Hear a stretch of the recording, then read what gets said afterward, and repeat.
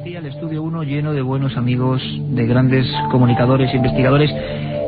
Yo, como es costumbre, tengo la mesa llena de papeles y llena de libros. Sabéis que son objetos que, a pesar de las modernas tecnologías, como dice Carmen Porter, son nuestro tesoro sagrado, los objetos de mayor poder que puede hacer el hombre, los libros. Tengo un libro y una revista. El libro se llama La Historia Perdida y lo firma, lo disfruta realmente en su escritura nuestro compañero Nacho Ares. Nacho Ares, cuya personalidad o biografía podemos resumir con lo que tengo en mi otra mano, la revista de arqueología, ni más ni menos, la prestigiosa revista de arqueología que él dirige. Nacho, compañero de este equipo, buenas noches, bienvenido después del verano. Buenas noches y bien hallado, después del verano, efectivamente. Bueno, estamos a gusto, ¿no? Aquí entre amigos, y vamos a intentar que toda España, y además para eso sois maestros, pues viva un poco esas piezas que no encajan en ningún sitio. Tú que eres bastante escéptico en muchas cosas, ¿es cierto, Nacho, que hay piezas en el mundo de cualquier cultura que parece que desafían a la ciencia, lo que sabemos de nuestro propio origen? Por supuesto, y antes en la entradilla has leído algunos de los ejemplos clásicos, no, como la pila de Bagdad o el mapa de Piri Reis. Yo creo que en término americano, Odd Parts, en ocasiones, o por lo menos según lo estudia la moderna arqueología, ha quedado un poco pequeño en lo que es en realidad el campo de investigación, ya que, por ejemplo, objetos entre comillas tan enormes o tan grandiosos como la Gran Pirámide son en sí mismo una especie de objeto fuera de lugar. ¿Por qué digo esto? Porque son, como también tendremos oportunidad de ver a lo largo de estas 2 horas de programa, objetos, lugares, en definitiva momentos históricos del pasado del hombre que no encajan entre lo que es la idiosincrasia propia de la cultura que vivió en ese espacio-tiempo dado, ¿no? Es decir, son en definitiva objetos que nos llaman la atención porque son excesivamente sofisticados, excesivamente extraños, o que se salen de las coordenadas normales de esa cultura que vivió en ese lugar y ese momento. Una pregunta, Nacho, tú que diriges la revista de arqueología, pues la cabecera mítica, ¿no?, para informarnos de lo que es el misterio en definitiva de nuestra antigüedad. La arqueología más dura, el núcleo duro, vamos a llamarlo así, escéptico en torno a estos temas, sigue siéndolo, no acepta, sigue, digámoslo así, condenando a la hoguera, entre comillas, y que se me entienda, las piezas y objetos de las que íbamos a hablar. Hombre, hay de todo. Yo creo que, por ejemplo, cuando nosotros leemos, o por lo menos los que estamos en esta mesa, que hemos crecido muchos de nosotros leyendo libros de Erich von Däniken, Zacharias Sitchin, etcétera, ahí encontramos referencias. Incluso estos autores son bastante quisquillosos a la hora de criticar lo que es la ciencia tradicional, la ciencia académica. Lo que sucede es que en muchos casos, si nosotros nos ponemos a indagar en revistas, no solo voy a decir de egiptología, que es mi especialidad, ¿no?, sino de revistas científicas de otras especialidades como sumeriología, siriología, mayología, etcétera, en muchas ocasiones nos encontramos artículos de investigadores académicos serios que lindan este tipo de investigaciones y que de una manera más ortodoxa que heterodoxa hacen esos pequeños incursiones en lo que es el mundo del misterio de una manera muy abierta, de una manera muy genérica. Hablaba nuestro buen amigo Nacho Ares que a partir de esta noche vuelve con su Historia Perdida, su sección de auténticos misterios, de fichas, pues como esto, fuera del tiempo, cosas, historias que se quedaron ahí sin resolver. Esta noche de 3 a 4, una cita con él, por supuesto. Hablaba Nacho de su gran pasión, claro, la egiptología. Tengo otro libro, también de la editorial Edad, El secreto de la Gran Pirámide, la construcción más misteriosa del mundo. Y lo ha hecho, yo creo, que el hombre que es, me apostaría a todo a nada, que es quizá el español que más tiempo se ha pasado entre los pasadizos de ese, como decía Nacho Ares, gran objeto fuera del tiempo que es la Gran Pirámide. Manuel Delgado, compañero, bienvenido a Milenio 3. Encantado. Es cierto que en Egipto, vamos a hablar luego, por ejemplo, del avión de Saqqara, de algunas piezas de boomerangs, de volantes, de objetos voladores que utilizaban en aquella época. Egipto, como cultura avanzada, también tiene sus propios hallazgos misteriosos arqueológicos que parece que nadie comprende. Indudablemente. Además, lo bueno que tiene la egiptología más abierta, es que actualmente se están incorporando personajes de todas las ramas del saber, de toda ciencia, porque hasta ahora, el turista normal que va a Egipto ve los grandes prodigios de aquella civilización basados exclusivamente en los restos que quedan, en lo que es la arquitectura y lo que es la ingeniería. Lo que pasa es que ninguna rama del saber avanza, sino avanzan todas las demás. Afortunadamente ahora, no solamente en la Gran Pirámide, sino en todo Egipto, se están descubriendo que los antiguos egipcios o bueno, los iniciadores o los originarios que hicieron toda aquella civilización, pues también controlaban un montón de ramas del saber, como pueden ser la biología, como es la física, como es la medicina, como es la farmacopea, etcétera, etcétera.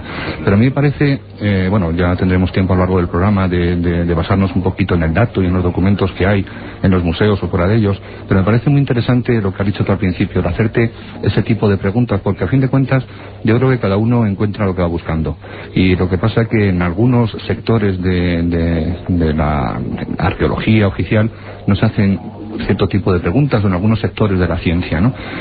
Por ejemplo, cuando aparece algo en los cielos que es raro, si tú las preguntas que estás haciendo es qué efecto meteorológico es eso, o te pones en el lado paranoico, ¿no? Es decir, qué armas secretas están haciendo las grandes potencias mundiales, pues lógicamente las respuestas que vas a obtener son distintas si te haces la pregunta de bueno, ¿qué es eso realmente? O puede haber gente aparte de nosotros en todo este universo tan grande. Cuando te preguntas si realmente Keops hizo la Gran Pirámide y cómo lo hizo, pues a lo mejor puedes llegar a la conclusión de que no sabes cómo Keops pudo haber hecho la Gran Pirámide, pero también puede que sea una respuesta condicionada, porque quizá la pregunta adecuada es ¿qué hizo Keops en la Gran Pirámide?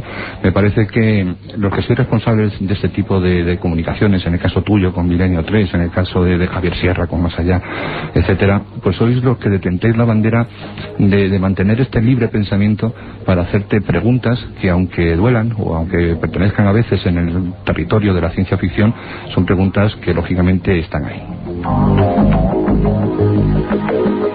Y vaya que si están ahí, por ejemplo, en el Museo de Bagdad, la pila de Bagdad. Va a ser el primer objeto herético, el primer hallazgo prohibido, como queréis llamarlo, además en una zona completamente devastada. Y ya os informo de que vamos a tener al gran equipo de corresponsales a nivel mundial de la cadena SER ya interconectados con nosotros para hablarnos de algunos de estos hallazgos desde su lugar de origen.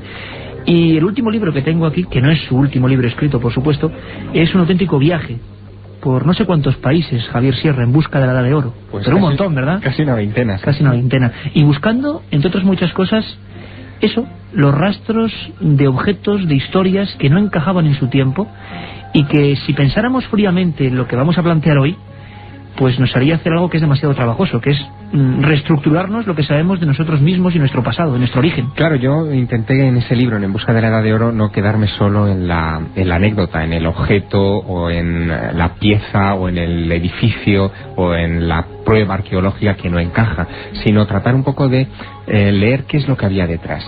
Y lo que había detrás, o lo que hay detrás de lo que vamos a hablar esta noche, es algo que es tremendamente importante. Según decían los griegos, y también lo decían los antiguos hindúes, y también está recogido en la mitología egipcia, antes de la historia conocida hubo otra historia, una historia en la que hubo civilizaciones desarrolladas, en la que se conocían ciencias, entre ellas, por ejemplo, la cartografía. Hablaremos del mapa de Piri Reis, que parecen patrimonio de gentes a partir del siglo XV o XVI con cierta precisión, y que sin embargo ya se conocían en la antigüedad. Y esa es la Edad de Oro. Los griegos la llamaban así, Edad de Oro. Los egipcios la llamaban el Septepi, el primer tiempo, en una época en la que se mezcla un poco lo mitológico con lo real. Los egipcios hablaban de que ese Septepi, ese primer tiempo, era una época en la que los dioses y los hombres convivían, que había una especie de estirpe de semidioses que eran los que gobernaban la tierra y hacían proezas. Yo no sé si eso es así o no, pero sí nos da una interpretación, un eco mitológico de que en la antigüedad había un desarrollo tremendo, del que nos han quedado solamente pequeñas chispas, que son estas piezas que esta noche repasaremos, y que son piezas arqueológicamente datadas en esa época. Es decir, no es algo que se haya plantado, que sea una falsificación, un fraude, sino que son piezas arqueológicas verdaderamente avanzadas para su época. La Edad de Oro, lo decían muchas culturas antiguas, y parece que algunos restos han quedado. Apasionante, ¿verdad?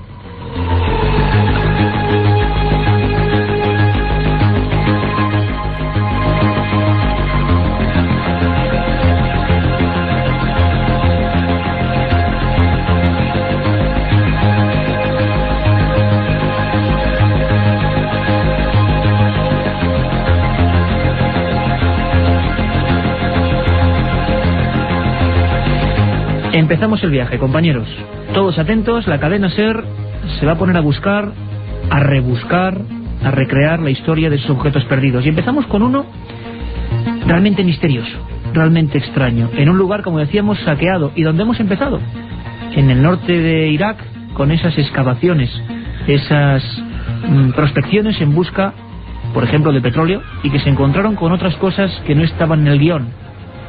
La pregunta sería, ¿hace miles de años los hombres llegaron a usar la electricidad?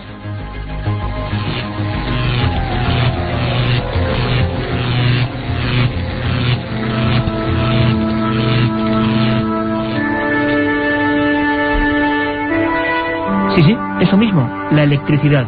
Desde luego, ahora mismo la ciencia oficial me condenaría, y si fuera otros tiempos me llevaría directamente al cadalso. Pero hay una pila de Bagdad, ¿verdad, Carmen Portera? Hagamos la ficha. La pila de Bagdad data del siglo II a.C. y fue descubierta en Bagdad, en Irak. Se encontraba en el museo de esta ciudad antes de la guerra. Se trata de una pequeña vasija de arcilla dotada de una tapa de asfalto y atravesada por un tubo de cobre que albergaba una varilla de hierro corroída por el ácido. El ingeniero alemán Wilhelm König en 1936 se dio cuenta que estaba frente a una rudimentaria pila eléctrica. Una pila en Bagdad, siglo II a.C. Ya lo sabéis, 7640, Milenio Espacio, empezamos a opinar. ¿Os parece? ¿Esto es posible? ¿Esto es ficción? ¿Es cosa de locos? ¿O es que alguien sabía más de lo que nos cuentan?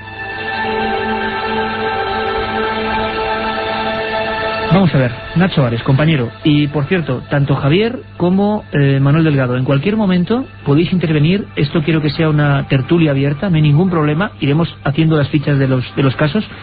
Pero como es un programa muy especial, que además esta misma semana nos comunicaban que podíamos hacer algo tan amplio como 2 horas, en cualquier momento podéis intervenir con vuestra opinión. ¿Os parece? Nacho, si quieres empezamos. La pila de Bagdad. Carmen nos ha hecho la fotografía, la ficha. ¿Es posible? ¿Esto es cierto? Pues sí, además es, yo creo que uno de esos elementos típicos descubiertos en una excavación arqueológica, sobre todo si nos remontamos a comienzos del siglo XX y sobre todo a la arqueología del siglo XIX, en donde esta ciencia únicamente era llevada a cabo por en muchas ocasiones aventureros, iniciados en la historia, en arqueología, con muy pocos conocimientos históricos, con mucho dinero para poder excavar, pero que en definitiva eran, bueno, etiquetaban y clasificaban los objetos que encontraban en los yacimientos con lo primero que les venía a la cabeza, ¿no? En el caso de la pila de Bagdad, en el año 30 y pico, cuando Wilhelm König la encontró en el museo de la capital iraquí, pues tenía una etiqueta que ponía, creo que era vasija votiva o vasija para rituales religiosos, etcétera. Lógicamente hoy todo este cambio, bueno, ha sufrido la arqueología un cambio bastante grande en el sentido de que las misiones arqueológicas pues están compuestas en muchos casos por ningún arqueólogo y más por geólogos, antropólogos, etcétera, especialistas de otras especialidades, valga la redundancia, ¿no? Pero en el caso de la pila de Bagdad, lo más curioso de todo es que efectivamente nos encontramos ante una pila de más de 2000 años de antigüedad, y el siguiente paso que hay que intentar buscar es para qué servía, ¿no? Y es aquí en donde aparece quizás la respuesta más satisfactoria a este enigma. Si efectivamente ellos conocían la electricidad, podríamos especular si el descubrimiento fue casual o producido por una investigación. Pues ¿para qué la utilizaban? Bueno, pues en el propio Museo de Bagdad y también en el Museo del Cairo, por ejemplo, hay joyas que tienen una pátina dorada, un recubrimiento dorado, que no es oro, y son falsificaciones de joyas antiguas. La única manera de conseguir esta falsificación es por medio de la electrólisis, y quizás este era el fin para que eran utilizadas las pilas, únicamente añadiendo un elemento galvánico que podían haber conocido perfectamente hace 2 milenios como el zumo de naranja o el vinagre.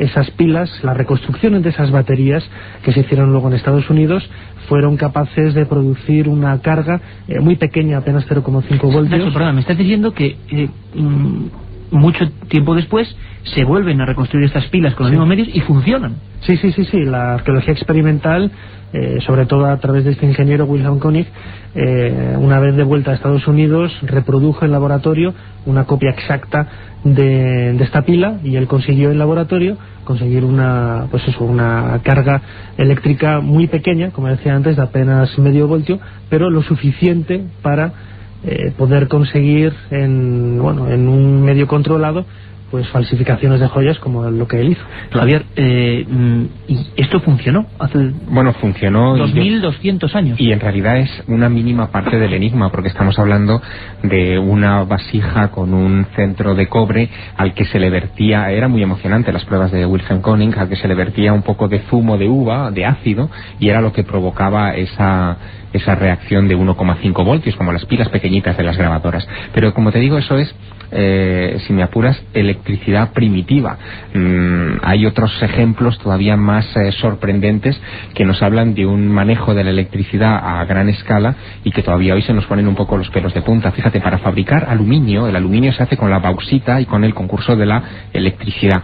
Este proceso se empieza a desarrollar a partir de 1808 con Faraday, que fue el primero que empezó a... Hay que decir también que la primera pila es del año 1800. Claro. O sea, 2000 años antes había una pila en Bagdad. Claro, pero fíjate, estamos hablando de lo que es provocar con una pila, digamos, una corriente pequeña, pero para fabricar aluminio se necesita una fuerte corriente eléctrica y se han encontrado objetos de aluminio. Fíjate, en 1952 hubo uno de esos descubrimientos emocionantes en China, en la provincia de Jiangsu, mientras estaban haciendo unos trabajos para un campo deportivo en esa provincia, se les hunde parte del campo de fútbol, se les desfonda y encuentran una cueva donde hay enterrada un ajuar completo funerario de un guerrero de aproximadamente el siglo II a.C., casi como la pila de Bagdad. Vacían el ajuar, encuentran joyas de todo tipo, armas, toda la armadura completa de este señor del siglo II a.C., que además se llegó incluso a conocer el nombre del individuo, se llamaba Zhou Chu. Y en la tumba de Zhou Chu, cuando sacan el cuerpo, cuando sacan el cadáver, resulta que tiene un cinturón con una hebilla de aluminio. Aluminio de hace 2200 años.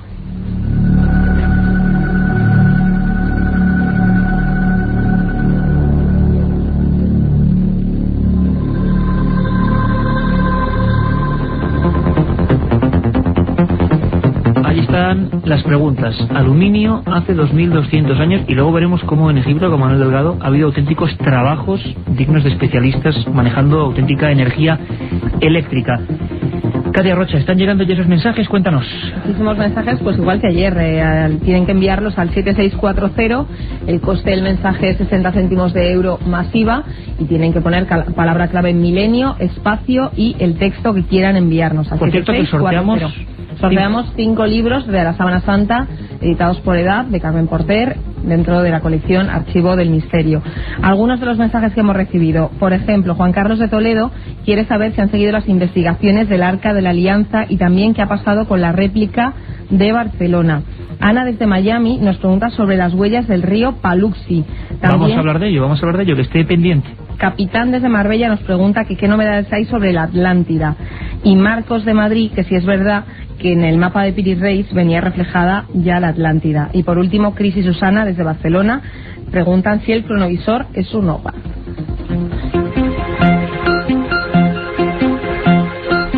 ...7640, desde cualquier móvil, desde cualquier punto, milenio, espacio y vuestras preguntas, radio interactiva del siglo XXI, porque tanto el cronovisor como las huellas del río Paluxy y como no sé cuál era lo otro, Piri Reis van a tomar aquí el estudio en apenas unos segundos. Manuel Delgado, ¿es cierto que hay trabajos en Egipto mezclando plata, oro, que tenían que ser fruto de la electrolisis, que puede verificar esta teoría de que hace 2000, 3000 años hubo gente que manejó la electricidad? Sí, efectivamente, en el Museo del Cairo existen ese tipo de piezas en el que se ha fundido oro con plata.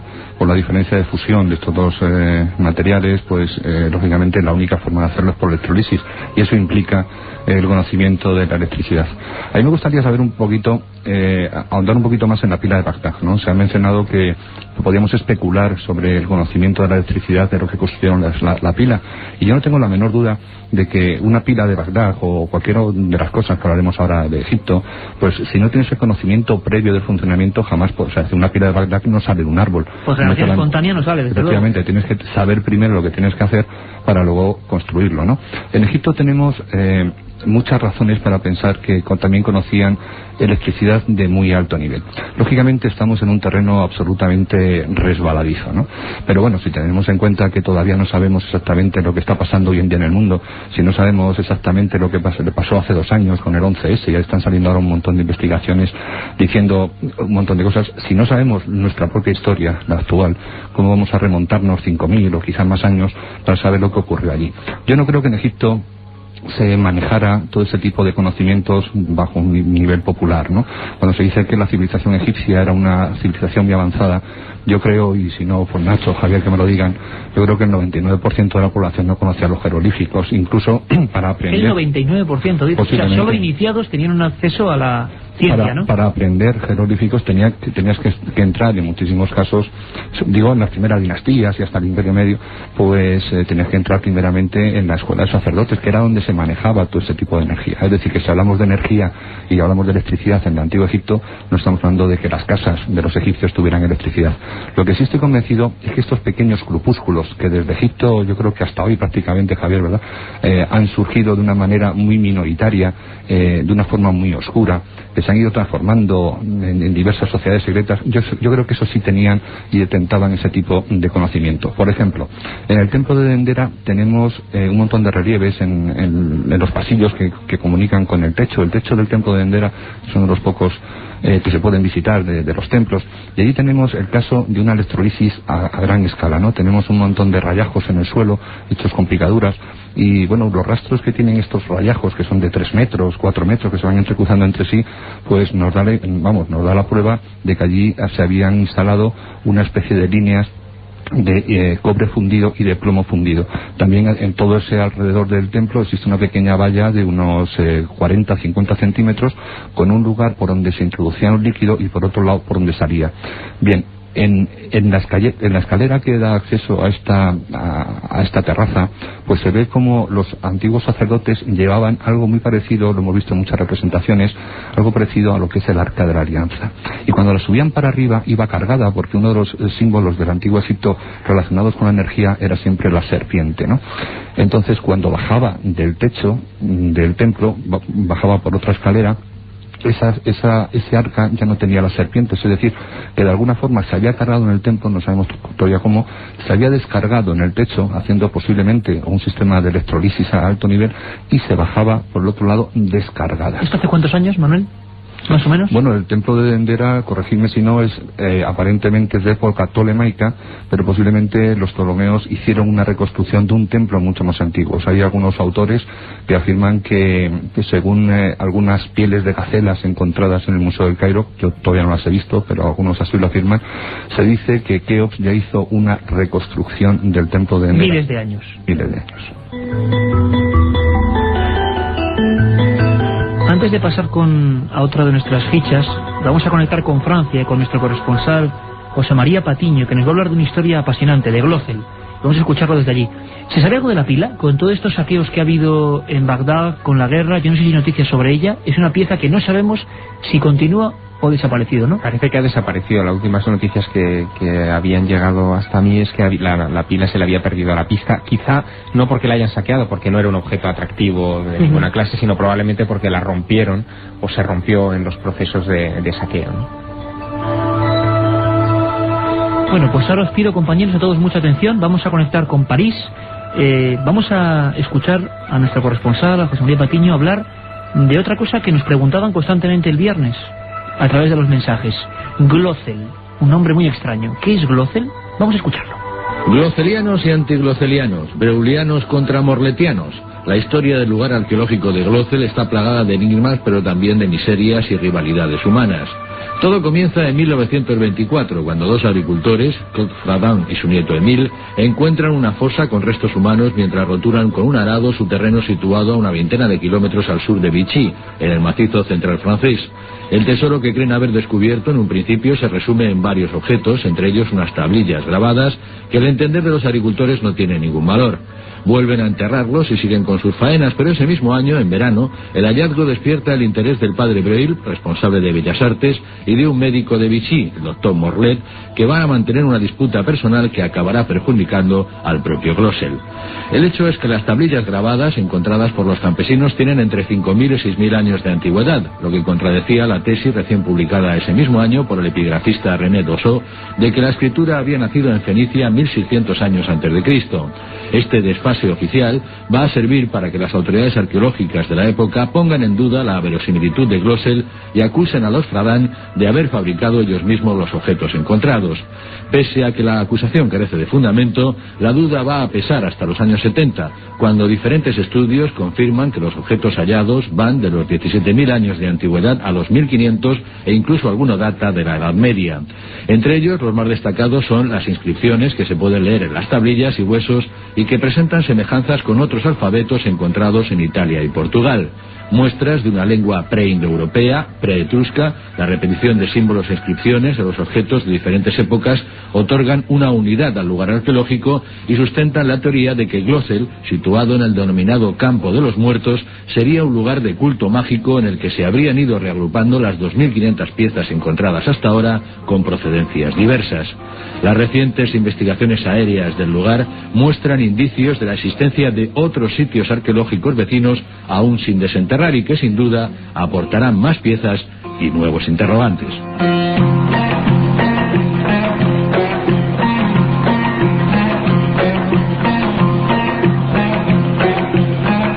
Un misterio, Glossel. Escrituras antes de lo oficial. Supuestas culturas que escribían antes de lo que nos dicen los libros oficiales. Y esta música que escuchamos viene directamente del Bósforo, de esa ciudad mágica, Constantinopla, Estambul, un lugar también lleno de misterios y donde se guarda uno muy especial, por el que además siempre preguntáis y que nunca hemos abordado: el mapa del almirante Piri Reis. Un viaje en busca del misterio. Milenio 3, en la SER.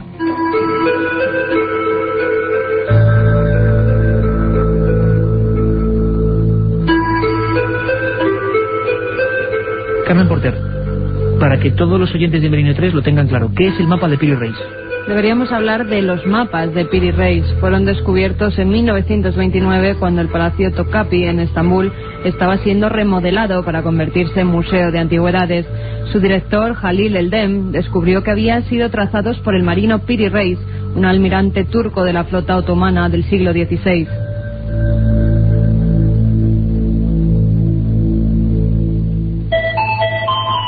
Están dibujados en varios colores sobre piel de gacela y cuentan con unas dimensiones de 85 por 60 centímetros. El mapa, fechado en 1513, incluye Gran Bretaña, España, África Occidental y parte del Norte América y Sudamérica, además de la costa de la Antártida. Según algunas de las anotaciones que dejó el navegante, él confeccionó sus mapas utilizando 20 planos y 8 mapamundis realizados en la época de Alejandro Magno, en el siglo VI a.C. Un almirante, otros, según la historia, llaman pirata, abordador de otros barcos. Bueno, los turcos eran en aquella época tremendamente agresivos y decían que se habían apoderado de otros tesoros, de otros mapas, de otros conocimientos.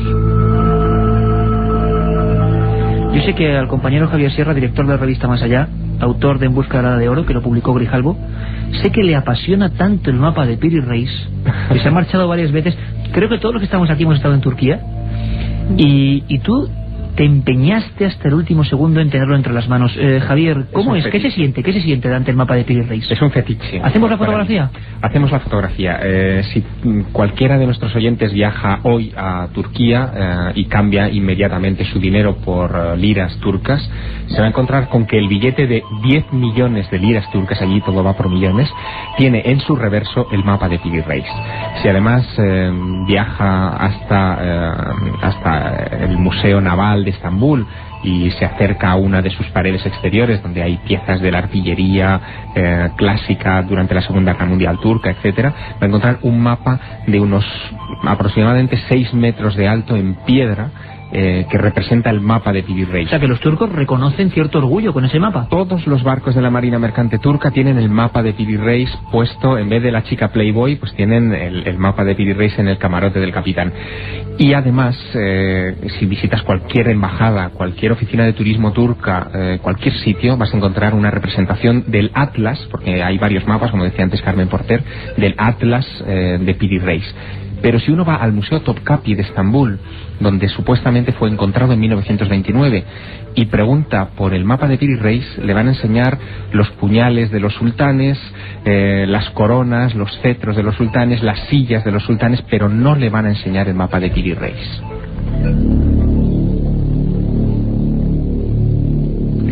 Es un misterio, porque yo había viajado en varias ocasiones a Turquía para ver el mapa de Piri Reis. Me extrañaba, me escamaba que una gloria nacional turca no se expusiera a la opinión pública. Es como si aquí nosotros escondiéramos en un tubo de cartón las meninas de Velázquez, o la Dama de Elche, o la Dama de Elche.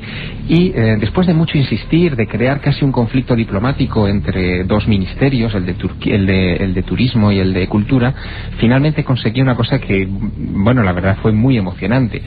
Casi desde que murió Ataturk, que tuvo ese mapa en su despacho y que ordenó que analizaran ese mapa y fue el que creó un poco la historia, ese mapa no había sido visto por nadie. Lo habían metido en un cajón de madera, lo habían encerrado en una estantería bien hermética de la biblioteca del Museo del Topkapi y nadie lo había visto. Hasta tal punto era esto así que yo incluso había hecho algunas denuncias y algunas sugerencias públicas de que el mapa quizá lo habían vendido, se había estropeado, se había traspapelado, en fin, cualquier barbaridad de una gloria nacional de ese país. Pues bien, después de muchas presiones, finalmente me enseñaron el mapa de Piri Reis. Y la pregunta, Javier, sería: ¿por qué tanto celo? ¿Qué perseguías? ¿Por qué ese mapa tenía algo distinto a cualquier otro mapa del mundo? Tiene muchas cosas muy interesantes ese mapa de 1513. Fue dibujado por Piri Reis como un regalo para el sultán de Egipto, que en aquella época era de dominio turco, estaban los otomanos dominando el Cairo. Era un atlas grande, enorme, de más de 1 metro y pico de ancho, del que solamente conservamos la mitad. Y la mitad de ese mapa, lo que se ve en la mitad de ese mapa es Portugal y una parte de la península ibérica, el Cuerno de África, algo de las Islas Británicas y todo lo que es Centro y parece que Sudamérica. Hay muchas cosas ahí extrañas porque en 1513, por ejemplo, no se conocía la existencia de los Andes. Los Andes es imposible verlos desde la costa y sin embargo ahí aparecen representados en el sitio correcto donde tienen que estar los Andes. No se había descubierto ni explorado el Orinoco, aparece ahí el río Orinoco, el Amazonas, aparecen una serie de enclaves topográficos como las Islas Malvinas que no se descubrirían hasta 1570 y tantos. Es decir, que hay una serie de enclaves geográficos todavía por explorar de ese nuevo mundo que había descubierto Colón en 1492 y que ya aparecían ahí perfectamente cartografiados. Lo curioso es que el propio Piri Reis, en ese mismo mapa escrito en turco, da cuenta de dónde ha sacado toda esa información. Y él cuenta cómo no solamente secuestró amablemente a uno de los pilotos del tercer viaje de Colón, que tuvo la mala pata de caer en manos de este pirata turco, visto desde el lado cristiano, obviamente, desde el lado turco es almirante, en medio del Mediterráneo, sino que además decía que él había consultado mapas antiquísimos, anteriores a Cristo, donde ya venía esa información. No me digáis que no es apasionante un mapa donde había conocimientos cartográficos que era imposible que supiésemos, a no ser que alguien, por ejemplo, se hubiese elevado y hubiera visto la Tierra, el globo, desde determinadas posiciones. Pero Nacho Ares, director de la revista Arqueología, la arqueología oficial dirá algo, y tú en alguna ocasión en la Historia Perdida también comentas algo. Digamos que el gran bombazo de este mapa, y si no me corregís, es que también aparecen partes de las tierras antárticas que eran completamente desconocidas, que era imposible, y sobre eso hay un debate increíble. ¿Qué dice la arqueología oficial sobre ese mapa que nos cuenta cosas que son imposibles, Nacho? Bueno, pues después de quedarse uno fascinado de la historia casi de Anacleto, agente secreto de Javier Sierra, para intentar dar con el mapa de Piri Reis, la verdad es que quizás uno de los puntos más calientes de la investigación alrededor de este mapa de comienzos del 16 es precisamente lo que acabas de mencionar, ¿no? La posible existencia de la Antártida al sur, bueno, en la zona baja de lo que es este mapa, que efectivamente no se conocía en aquella época. Y lo más curioso de todo es que parece describir el perfil de este continente sin hielos, lo que retrasaría aún muchísimo más el conocimiento de esa zona geográfica del planeta a miles de años atrás. Algunos investigadores, como Graham Hancock, ha planteado la posibilidad de que, bueno, y también otros investigadores, ¿no?, pues que este continente azul sea precisamente lo que muchos han denominado la Atlántida, ¿no? Antes mencionábamos los últimos conocimientos, las últimas noticias sobre este continente perdido. Es posible que la tradición de la Antártida esté relacionada de alguna manera con la Atlántida. Eso no lo sabemos porque es pura especulación desde el punto de vista que no hay documentos.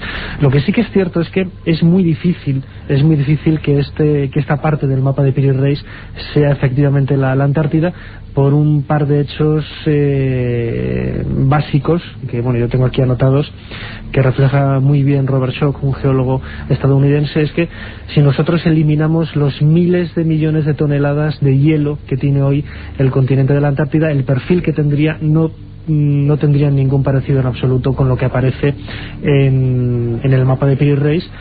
Y sobre todo también la fauna que aparece dibujada en esta parte del mapa tiene más paralelismos con lo que es Tierra de Fuego, lo que es el sur del continente americano, que con lo que podría haber efectivamente. ¿Y cómo podrían, Nacho, explicarse esos hechos puntuales como las Islas Malvinas o partes de América que no se conocían reflejadas ahí en 1513?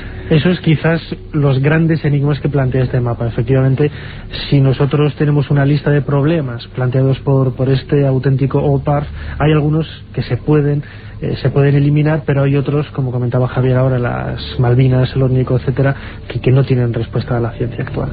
Ha salido incluso recientemente una nueva hipótesis de trabajo realmente fascinante de un capitán de submarinos de la Armada Británica llamado Donald Menzies. Él ha publicado un libro que se titula 1421, el año que China descubrió el mundo. Que, por cierto, estamos venga a pedir a Grijalbo un toque de atención, amigos de Grijalbo, mandarnos el libro, por favor, porque estamos ansiosos por ese programa. El libro es sencillamente fascinante. Entre otras cosas, dice que en 1421 el emperador que construyó la famosa ciudad perdida, la ciudad prohibida, perdón, de Beijing, crea una flota enorme para explorar y ampliar, digamos, las zonas de recaudación de impuestos de la antigua China, con el objetivo de poder obtener dinero suficiente para crear esta ciudad prohibida. Y fue el empeño de esto que se creó lo que ellos llamaban la flota del tesoro. Hay muchísima documentación sobre la existencia de esta flota. Los barcos eran auténticos portaaviones de la época. Tú imagínate que, por ejemplo, el timón de un barco de la flota del tesoro era tan grande como la Niña, como la carabela Niña de Colón, solamente el timón. Bueno, según Donald Menzies y según los documentos que él ha podido rescatar de crónicas chinas, parece que esta gente se dirigió a diversos lugares del planeta. No solamente llegaron a América, sino que también llegaron a Australia, doblaron el Cabo de Hornos, también el Estrecho de Magallanes, que descubriría Magallanes muchos tiempos después, y todo eso lo fueron consignando en una serie de descripciones que este hombre, como capitán de submarino, desde el submarino, ha podido comprobar que eran rigurosamente precisas, descripciones de la costa rigurosamente precisas. Lo que él dice es que probablemente parte de esa información llegó a Venecia aproximadamente hacia 1430 o 30 y algo, cuando estos chinos, al regresar a Beijing, fueron poco más o menos que repudiados porque el emperador que les había encargado esa misión había muerto y el nuevo no quería abrir China al mundo. Luego vagaron un poco por algunos lugares y esa información pudo haber llegado a Venecia a través de una serie de cartógrafos venecianos. Pudo haber llegado esa información a Piri Reis, a los descendientes de estos venecianos, y a Piri Reis, y Piri Reis, gracias a esa información, pudo haber construido ese mapa.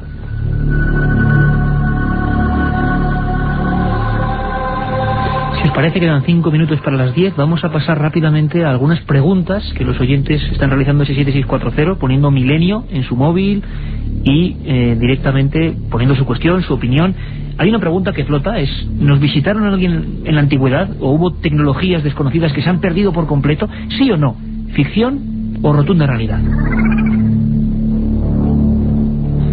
Y aquí viene desde la central de datos llena de papeles Katia Rocha. Vamos a ver nuestros 5 minutos haciendo una pequeña pausa. Luego tenemos cosas importantísimas: Tassili, aviones en el antiguo Egipto, avión como el de Saqqara, las extrañas huellas del río Paluxy. Vamos a conectar con Estados Unidos, un montón de cosas, incluso el cronovisor de Joan Solés.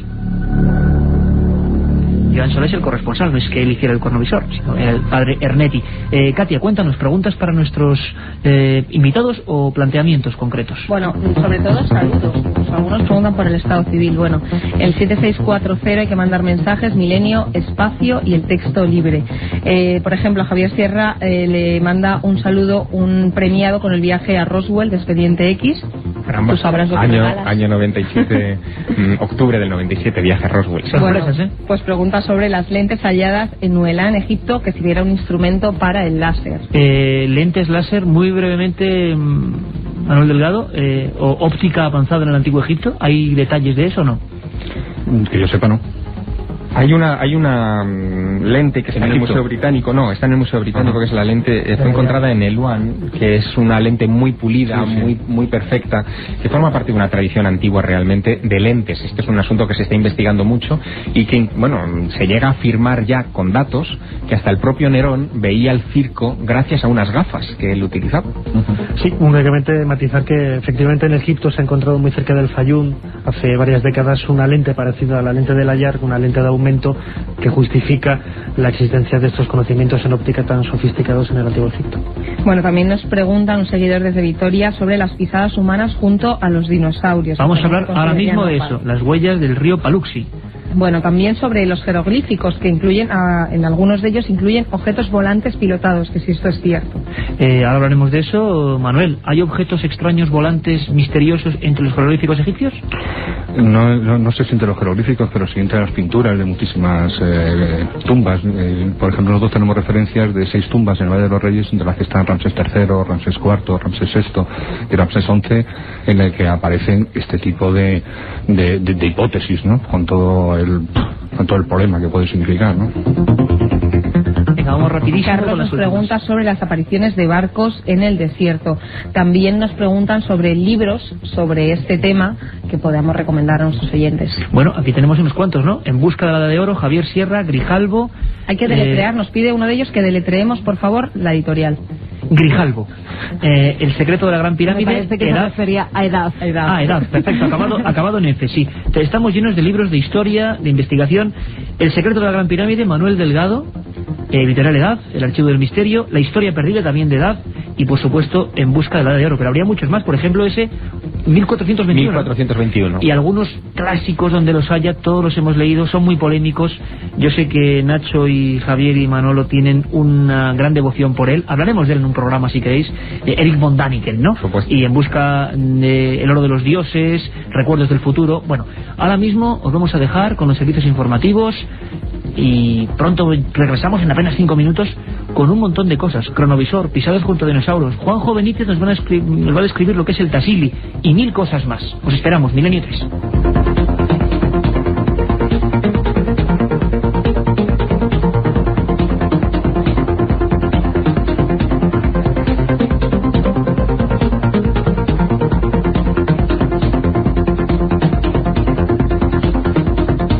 Un viaje en busca del misterio.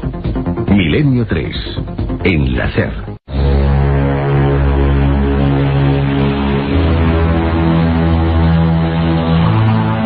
Un viaje en busca del misterio. Milenio 3, en la SER.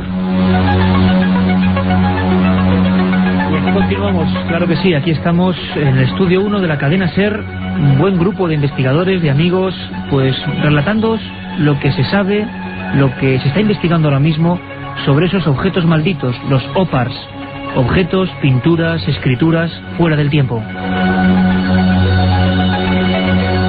Y nos queda toda una hora para seguir con vosotros en interactivo, como siempre decimos, indagando un poco más en este misterio, en esta noche especial.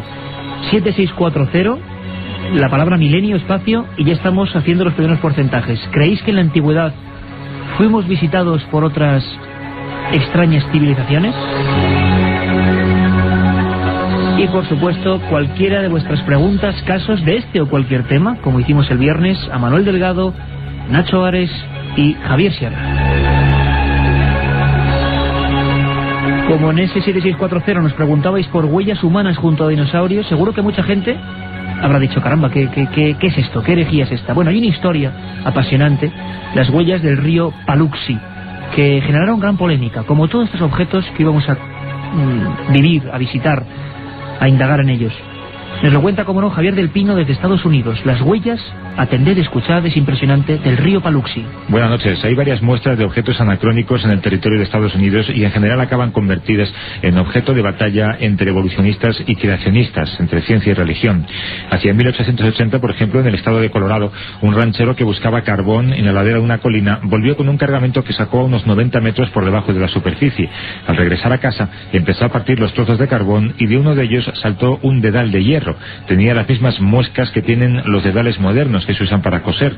Aunque admitiéramos que los indios nativos ya utilizaban dedales de hierro en siglos remotos, el misterio subsiste porque el carbón del que procedía ese objeto se formó hace unos 70 millones de años. Según la opinión de los expertos, la humanidad no existía en ese momento. Lo más parecido a seres humanos eran unos pequeños mamíferos que habitaban en los árboles y que, por supuesto, carecían de la inteligencia humana que requiere la metalurgia del hierro.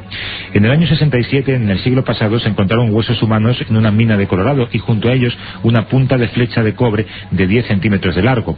El yacimiento tenía millones de años y era indudablemente mucho más viejo que la humanidad. Para defender el valor místico de estos hallazgos, se creó en Estados Unidos no hace mucho la Sociedad de Investigaciones sobre la Creación, dedicada por convicciones religiosas a derrumbar la teoría convencional de la evolución de las especies. Uno de los hallazgos que citan como demostración de algunas incoherencias cronológicas es algo que apareció en el fondo del río Paluxy, en Texas. Se supone que los dinosaurios se extinguieron hace unos 70 millones de años, pero en ese río se encontraron huellas fósiles de dinosaurio junto a lo que parecían ser verdaderas huellas humanas, aunque de una longitud poco común, casi 40 centímetros. Quienes mantienen la veracidad de estos hallazgos piensan que la cronología de la ciencia, tal y como la han escrito los científicos, está enteramente equivocada porque el hombre, según ellos, cohabitó con los dinosaurios mucho antes de que se completara el proceso de evolución que defiende la ciencia convencional.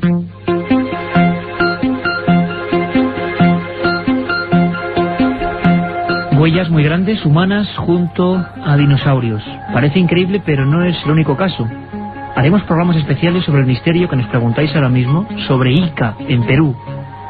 ¿Convivió algún tipo de raza humana con los últimos grandes reptiles? ¿Herejía o realidad?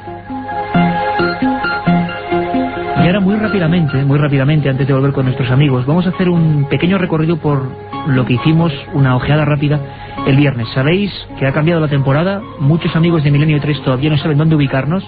Vamos a estar los domingos como hoy de 3 a 4 de la madrugada, el programa que nunca cambia, y los viernes de 1 a 3, de 1 y media a 3, perdón, después del larguero, de 1 y media a 3 habitualmente. Todos los viernes, después de ese programa del larguero, estaremos nosotros, y ya lo hicimos este viernes con una emisión, creemos que muy especial. Una emisión, Carmen, muy dura, porque hubo un caso con el que empezamos que nos encogió el corazón a todos, ¿verdad? La verdad es que sí, fue un accidente que se produjo el día 19 de agosto. En él fallecieron 4 personas. ¿Cuál es el enigma que tratamos nosotros? La predicción de una niña de 3 años, Alba, que a la misma hora en que su hermano estaba teniendo el accidente junto con 3 personas más, murieron 4 personas, iban 5 en el coche. Ella a sus familiares, está con unos familiares en la casa, y ella les dice que su hermano acaba de morir. 9 horas más tarde se confirmaría la noticia. Lo vivimos en esa primera noche de 1 y media a 3, Milenio 3, antes de hablar por hablar.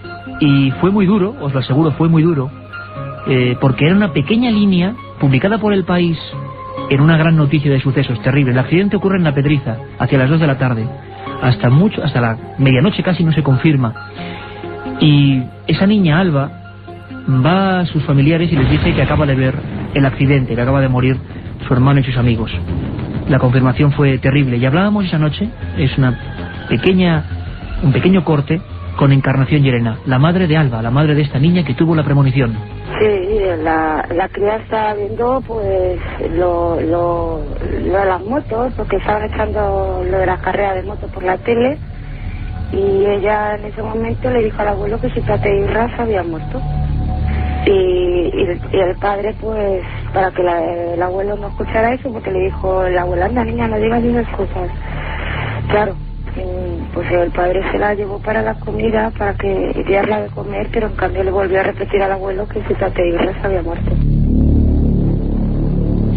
Encarnación Llerena, se producía a la misma hora la premonición de su hija en Madrid, en la Sierra de Madrid, y el accidente, y la niña estaba a 600 kilómetros en Barcelona. Hablamos de más cosas, el tema OVNI siempre presente, pero con una novedad increíble. El Congreso de los Diputados, la Comisión de Defensa en Chile, dice sí a los OVNIs. Y ante nuestros micrófonos estuvo una diputada, Lili Pérez. Ella fue la que se encargó de llevar los OVNIs al Congreso de los Diputados. Decía que entre tantos hombres era la única mujer, además... Y presidenta de la Comisión de Defensa. Exactamente, que se atrevió a llevar este tema nada más y nada menos que al Parlamento chileno. Los últimos casos de agosto, en el que algunas tripulaciones de LAN Chile tuvieron que descender y aterrizar de emergencia, habían motivado que el tema OVNI fuese origen de una comisión parlamentaria para su investigación, un hecho histórico. Escuchamos la primera entrevista realizada, Lili Pérez, presidenta de la Comisión de Defensa de Chile, hablando del tema OVNI. Yo soy miembro de la Comisión de Defensa de la Cámara de Diputados acá en Chile. Cuando yo lo planteé, afortunadamente los parlamentarios, los diputados que integran la Comisión de Defensa, en la cual además yo soy la única mujer, tuvieron bastante buena disposición mayoritariamente a acoger el planteamiento de que nosotros debiésemos recibir informes, recibir información para estudiar y observar el fenómeno OVNI, y por otra parte con la gente de la Fuerza Aérea, que tiene experiencia en estos temas y que a nuestro juicio también tenía que ser un aporte. Hacia mí lo que me interesa mucho, Ikel, es tener certezas de qué sucede con el espacio de aeronavegación que nosotros tenemos en Chile, ya que aquí han habido muchos avistamientos, y por los antecedentes que hemos recabado, inclusive han habido posibles incidentes y eventuales accidentes debido a avistamientos de ovnis cerca de aviones comerciales.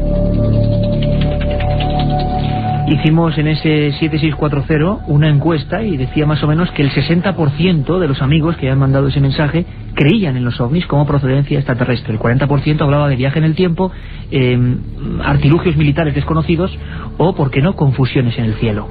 Carmen, y como colofón hubo muchas más cosas, pero como colofón un maestro, ¿no? Un maestro de la radio, un maestro de periodistas, nada más y nada menos que Iñaki Gabilondo.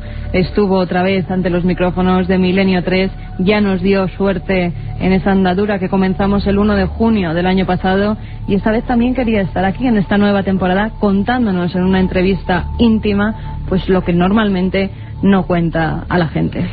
Él y otros personajes que van a ir pasando cada viernes, personajes populares, líderes de opinión, personajes con prestigio, que nos van a hablar del misterio. Escuchadme atentamente, porque creo que no se puede resumir mejor el espíritu, no solo de Milenio 3, sino por ejemplo de los amigos que estamos aquí y de los que creo que nos escucháis. El respeto por el misterio, y lo dice Iñaki Gabilondo, que se quedaba muy impactado escuchando la historia de esa niña, de Alba. Cuando pasa una cosa como esta se produce un choque entre la racionalidad y la conciencia que tenemos de nuestros límites, ¿no? El primer instinto es pues la incredulidad, pero hace mucho tiempo que las personas que hemos dedicado algún momento a pensar sabemos que la razón es la clave de toda nuestra sociedad y de nuestra manera de entender la vida, pero que tiene que convivir con sus vecinos los misterios, como dice muy bien Eugenio Trías, de manera que yo no sé muy bien qué es lo que sabemos, no sé muy bien qué es lo que no sabemos, no sé muy bien qué es lo que terminaremos sabiendo algún día, no sé qué es lo que no terminaremos nunca por saber. Y por lo tanto, el primer instinto de incredulidad automáticamente luego yo lo tamizo con esta humildad ante lo misterioso, ante lo desconocido, que también la experiencia me ha enseñado a respetar. Respeto y humildad ante el misterio. ¿Qué palabras? ¿Cuánto tendría que aprender, por ejemplo, la bazofia que nos ofrecen algunos medios televisivos? Tuvimos más cosas, entre ellas a otro maestro, Juan José Benítez, ¿verdad, Carmen? Estuvo la noche llena de personajes con el cariño que les tenemos desde aquí, y como maestros, porque Juan José Benítez también estuvo en Milenio 3 el viernes, y contándonos nada más y nada menos que cosas también de un OPA, de las pinturas de Tassili. Exactamente, y además vamos directamente a entroncar con nuestros amigos Manuel Delgado, Nacho Ares, Javier Sierra. Os suena a todos Tassili, ¿verdad? Tú dirás.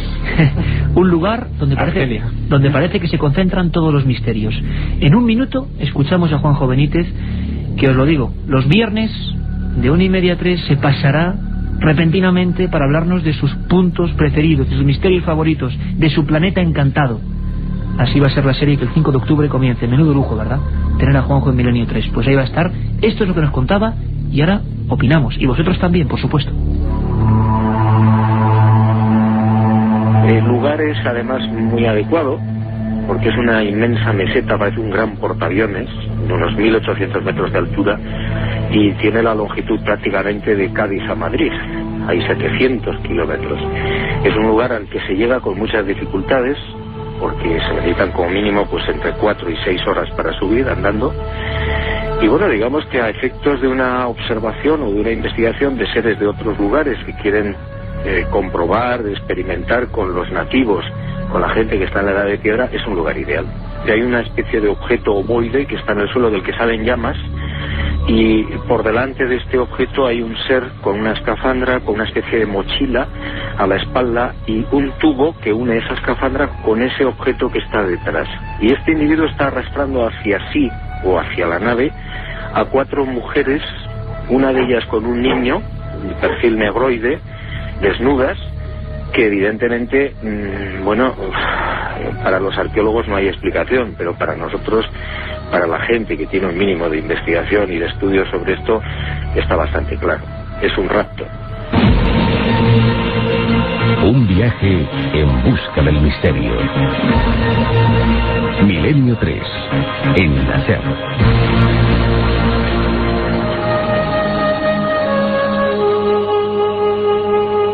Estamos viviendo con todos vosotros la noche de la arqueología imposible. Os quedabais los tres, Manuel, Nacho, Javier, con los ojos como platos. Tassili, un rapto. ¿De quién? Pregunta abierta. Pues estamos un poco con lo que hablaba al principio, ¿no? Depende qué preguntas te hagas. La verdad es que la serie Planeta Encantado va a romper muchos moldes, ¿no? Y yo tuve la ocasión de poder, bueno, y el honor de poder colaborar con Juanjo en alguno de los programas, y la verdad es que van a salir a relucir cosas que deberían desestabilizar, por supuesto, toda la historia. Por ejemplo, esa escena que decíamos en Tassili, hace miles de años, algunos dicen 10.000, 12.000 años, se dibuja una especie de esfera aterrizada y unos seres misteriosos con escafandras que se llevan a las mujeres. No sé, ¿cuál es la primera palabra, Javier, Nacho, que os sale al describir esta escena? Manuel. Pues yo creo que está también en todos los grandes libros sagrados de todas las religiones, ¿no? O sea, es decir, a mí me hace gracia algunas veces cuando vemos en un montón de películas como en un juicio pues se jura ante la Biblia y todo ese tipo de cosas. Lo que pasa es que cuando en la Biblia se pone que los ángeles del cielo bajan y ven a las hembras de los hombres tan hermosas que las fecundan y crean esa raza de los grandes héroes de la antigüedad, bueno, eso yo creo que también interviene en la Biblia, ¿no? Yo creo que este mestizaje cósmico terrenal, yo creo que se ha producido. Yo no sé si está produciéndose ahora, posiblemente también, pero creo que se ha producido. Y tenemos suficientes referencias como por lo menos para plantearnos la hipótesis. En el Tassili existen con pinturas de 7 a 9.000 años en los que aparecen egipcios absolutamente con todo su tocado, con el Nemes, con todo esto. Y nosotros también hemos descubierto en algunos relieves de las tumbas de Valle de los Reyes personajes exactamente iguales a las pinturas del Tassili, al gran dios marciano y todos estos hombres con escafandra, ¿no? El gran dios marciano, ni más ni menos. Así le llamó Henry Lott, el descubridor de estas pinturas, me lo contaba Juanjo, una figura de 6 metros con una escafandra y al lado figuras que le rezaban. Y aquí tendrías tú mucho que hablar, Iker, porque tú estuviste precisamente en el Museo del Hombre, yo creo que en un trabajo fantástico, recuperando un poco la historia de Henry Lott, porque después del libro que escribió prácticamente no se volvió a escribir nada, ¿no? Y en cambio ese trabajo siguió evolucionando, incluso se descubrió una escritura. Que tú tuviste la ocasión de dar en primicia y que lógicamente también desestabiliza mucho la historia. Y hablaba Juanjo de ello, una escritura en la que se refería a Orión. Fijaros qué curioso, la fijación de algunas culturas antiguas con algunas estrellas. Nacho, Javier, según la latitud, claro. ¿Qué pensáis? Bueno, yo creo que ahí incluso la ciencia terminará por aceptar algunos de estos planteamientos, la posibilidad de que podamos haber sido visitados por otras civilizaciones en el remoto pasado de este planeta. Y digo que terminará aceptándolo porque algunos de los popes de la ciencia ya lo han aceptado. Por ejemplo, Francis Crick, que es nada menos que premio Nobel por haber descubierto el ADN, la espiral de ADN. Este hombre se dio cuenta de una cosa que es muy elemental, muy obvia, pero muy importante, que de un sitio donde no hay vida no pueden hacer vida, y que esas teorías de la lotería cósmica, ¿no? Exacto, que hablaban hace algunos años, no tantos, de que en la sopa primigenia que había en este planeta, de repente por una descarga eléctrica aparecieron los primeros microorganismos como diciendo voilà, aquí estoy. Eso no tenía mucho sentido, salvo que la vida hubiera aparecido en este planeta porque llegó del espacio. Ahora bien, Crick, al que se le ha dado después poca cancha, pero que él ha seguido investigando y pensando sobre este particular, decía que bueno, que la teoría suya de la panspermia, es decir, de la posibilidad de que meteoros hubieran traído microorganismos hasta el planeta en unas condiciones especiales y que de repente aquí pudiera haberse generado la vida, tampoco tenía del todo mucho sentido, porque los meteoros están en unas condiciones en el espacio que realmente son para esterilizar cualquier cosa, no solamente el frío cósmico, sino también la entrada en la atmósfera terrestre, entrando en ignición, acabaría con cualquier forma de vida. La única posibilidad, y esto Crick es quien se plantea ya estas cosas, insisto, premio Nobel por el descubrimiento del ADN, es que la vida hubiera llegado a la Tierra porque alguien la trajo, una inteligencia la trajo a bordo de cápsulas, de una especie de esporas inteligentes que hubieran sido extendidas por el planeta, o a bordo de naves espaciales en el más remoto pasado. Nacho, es la arqueología más ortodoxa quizás, no sé, ¿tú qué opinas? Una pintura en la que aparecen unos seres, pinturas realistas, que se están llevando a hembras embarazadas hacia una especie de esfera aterrizada. Tassili hace 10.000 años. Hombre, si hay uno de los lugares en el planeta actualmente casi vírgenes desde el punto de vista arqueológico, precisamente es todo lo que es la cornisa norafricana, y no solamente el Tassili, sino también parte del desierto líbico, donde en el primer tercio a mediados del siglo XX, por ejemplo, Edo Almasi descubrió las famosas pinturas de los nadadores, ¿no?, de la escuela de los nadadores. Todo lo que es la cornisa norafricana, aparte de tener, como decía Manolo Delgado anteriormente, una reminiscencia de lo que es la cultura prefaraónica, prácticamente no sabemos nada de ello. Únicamente han investigado allí pues muy poquitos franceses, algunos italianos, pero prácticamente no sabemos nada de lo que sucedió ahí hace miles de años. Además, que es con los métodos actuales casi imposible datar este tipo de pinturas. Únicamente nos tenemos que arrimar a ciertos paralelismos en otros lugares del planeta, con los riesgos que esto conlleva, porque que un objeto, un elemento aparezca en un sitio en un momento determinado de la historia no implica necesariamente que en otro lugar del planeta ese objeto o uno parecido aparezca en ese mismo lugar, ¿no? Yo creo que la ciencia poco a poco tiene que ir abriendo expectativas, miras hacia el futuro, y sobre todo que en lugares tan vírgenes y tan desconocidos como es la cornisa norafricana y sobre todo el Tassili, poco a poco irán apareciendo elementos culturales y civilizadores que seguramente pues plantearán problemas desde el punto de vista histórico, que solamente van a tener respuestas a partir de respuestas a enigmas, como lo comentaba ahora Juanjo, a partir de raptos, etcétera. ¿Quién raptaba a las mujeres hace 10.000 años? ¿Quiénes eran esos individuos? Estar atentos, porque vamos a viajar dentro de muy poquitos minutos a Grecia en busca de la máquina antiquitera, o a Centroamérica en busca ni más ni menos que de las calaveras de cuarzo.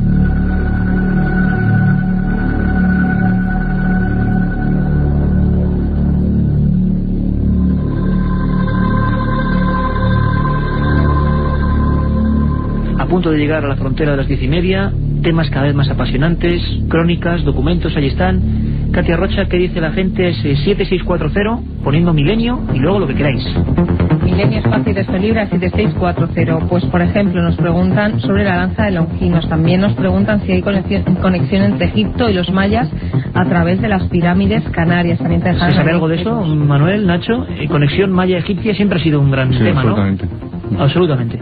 Bueno, otra pregunta. Estos objetos nos explicarían con la novela de Michael Crichton, Viaje en el tiempo, basura de viajes temporales, quizás.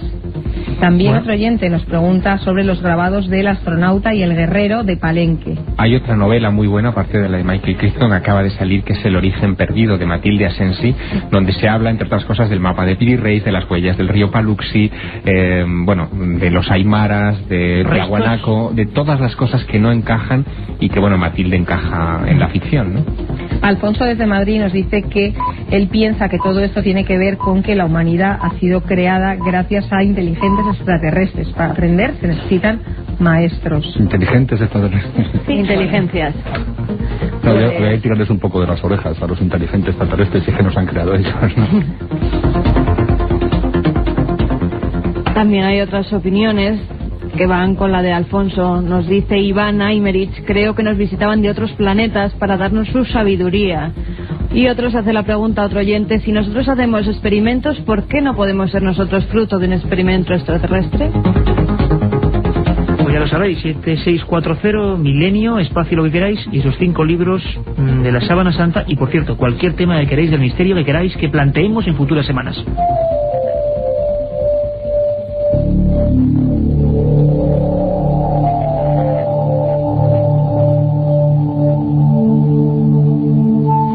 Y ahora la nave del misterio, Milenio 3, aquí en la SER, ¿dónde si no?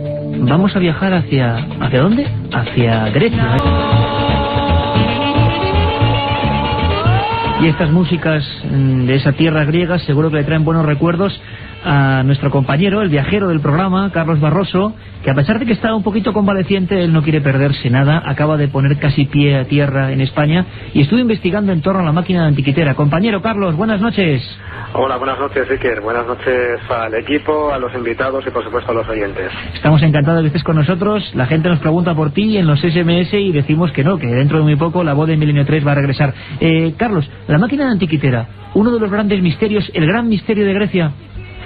Pues uno de los grandes misterios de Grecia, porque Grecia tiene muchísimos misterios que todavía se pueden visitar, que incluso cuando miras las piedras, miras los restos arqueológicos que quedan por cualquier lugar, en las infinitas islas que se pueden visitar en ese país, o incluso en la Grecia continental, en Atenas, en el Peloponeso. El visitar ese país es revivir el misterio continuamente, ¿no? Es como ver resurgir de nuevo esa cultura que es la cuna de Occidente. Pero sí, es uno de los grandes misterios, desde luego, la máquina de antiquitera, y uno de los grandes misterios que todavía tienen que explicarnos qué hacía esa máquina en ese siglo I antes de Cristo, en ese barco que se hundió frente a la isla de Antiquitera. Y bueno, pues una máquina, un instrumento imposible para esa época, porque después una similar pues no se conoció hasta muchos siglos después. Por supuesto, siglo antes de Cristo, engranajes, ruedas. Si tuviéramos la fotografía que estamos haciendo aquí, veríamos un maquinario perfectamente definido. Carlos, a nivel oficial, la arqueología griega, ¿qué origen le da? ¿Cómo lo explica? ¿Lo tiene un poquito escondido? Bueno, pues en un principio el descubrimiento de la máquina de antiquitera pasó un poco desapercibida. Fue descubierta por pescadores de esponjas en el año 1900 y fue descubierta junto a otros restos arqueológicos, estatuas, otros objetos y piezas de bronce, y quedó apartado un poco de la investigación porque se le dio más importancia realmente a lo que eran restos de estatuas y de tipo que a la misma pieza de la máquina de antiquitera. Fue realmente el arqueólogo Valerio Sestais quien en el año 1901-1902 reparó en la presencia de esa extraña máquina con esas piezas de engranajes, esos ejes que parecían, pues realmente al verla parece como el mecanismo de un reloj como lo conocemos ahora, un reloj de pared de estos antiguos, ¿no? Fue él quien reparó en ella porque hasta ese momento había sido un poco abandonada, y después, haciendo investigaciones, pues se pudo comprobar que las inscripciones que tenía inscripciones que hacían referencia al Sol, a la Luna, a otros planetas, incluso letras en griego. Expertos en epigrafía pudieron comprobar que efectivamente esas inscripciones realmente correspondían al primer siglo antes de Cristo, porque no te creas, hubo quien pensó que esa maquinaria antiquitera era una maquinaria que había al agua y había coincidido que había caído justo en esa zona donde estaba el barco hundido, pero bueno, después de analizarlas se pudo comprobar que las inscripciones que tenían realmente eran del siglo I antes de Cristo. Esta es una de las piezas, yo diría, más valoradas por los visitantes que van al Museo Arqueológico Nacional de Atenas, yo diría que por el propio gobierno del país, ¿no? Se le concede muchísima importancia por los visitantes, que les llama muchísimo la atención esa máquina, pero es como en una urna ahí metida, y bueno, pues pasa un poco desapercibida entre tanto objeto como hay en el Museo Arqueológico Nacional de Atenas. Mil gracias, compañero Carlos. Ha definido perfectamente lo que ocurre con estos misterios. La gente de otros países acude quizá por la llamada de esos viejos libros de Däniken, los que exploraban estos misterios, pero los gobiernos a veces, bueno, no tienen, vamos a decir, mucho afán de mostrarnos algo que en el fondo molesta porque inquieta, porque se desconoce. Y ahora, si nos permitís, cogemos los mandos de la nave del misterio y nos vamos de Grecia a Egipto, lugar que todos aquí amamos y que hemos recorrido varias veces. Hacía unos cuantos meses, con nuestro querido amigo Nacho Ares, recordábamos una efeméride importantísima, el hallazgo, el 80 aniversario de la tumba de Tutankamón. Este sería, digamos, el momento, vamos a recrearlo de nuevo, en el que se encontró la tumba. Sería la imagen del Egipto glorioso, de los descubrimientos apasionantes. Pero hay otros que también permanecen escondidos, y quién sabe si son tan importantes o más que estas grandes gestas arqueológicas.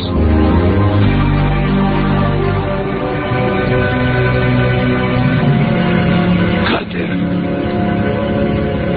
por favor, ¿puedes ver algo? Sí. Sí. Cosas maravillosas. Cosas maravillosas.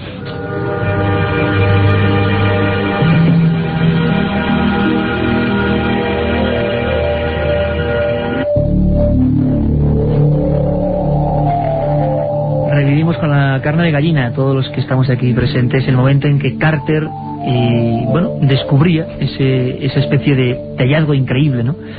La tumba de Tutankamón. Dicen que el mayor hallazgo arqueológico de la historia, o desde luego el más publicitado, y no sabemos si el más importante. Desde luego es impresionante ver ese increíble mundo funerario que se encontraron con este faraón príncipe, sobre el que sigue habiendo misterios de por qué murió, de qué forma, asesinado quizás. Lo cierto es que vamos a recorrer otros, y ahora nuestros amigos van a opinar, otros pequeños objetos quizá tan importantes, porque desde luego rompen rápidamente todo lo que conocíamos sobre la cultura egipcia. Hay una cosa, un objeto, un opart, que le llaman avión de Saqqara, o aviones de Saqqara. ¿Qué son, Carmen? Se trata de un pequeño avión al que se ha llamado simulacro de pájaro. Está realizado en madera de sicomoro y mide 14 centímetros de largo y 18 de ancho. Fue descubierto en una tumba de la necrópolis de Saqqara en 1898 y hoy en día se encuentra en el Museo del Cairo.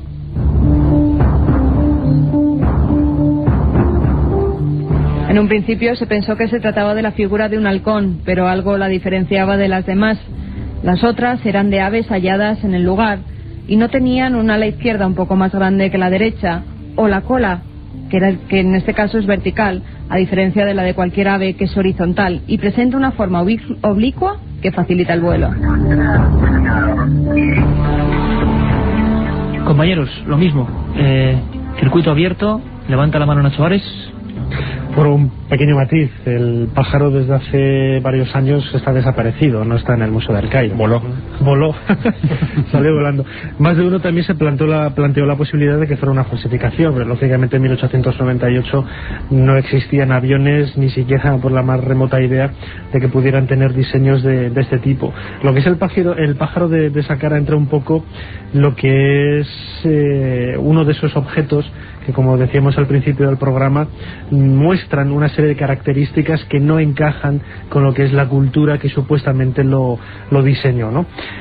Sí que es cierto que en la vitrina, por ejemplo, de la primera planta del Museo del Cairo, dedicado a dioses egipcios, en donde aparecen otros pájaros similares, ninguno de los que se conservan ahí tiene las mismas características, todo lo que son las condiciones muy similares a las de los aviones modernos, ¿no?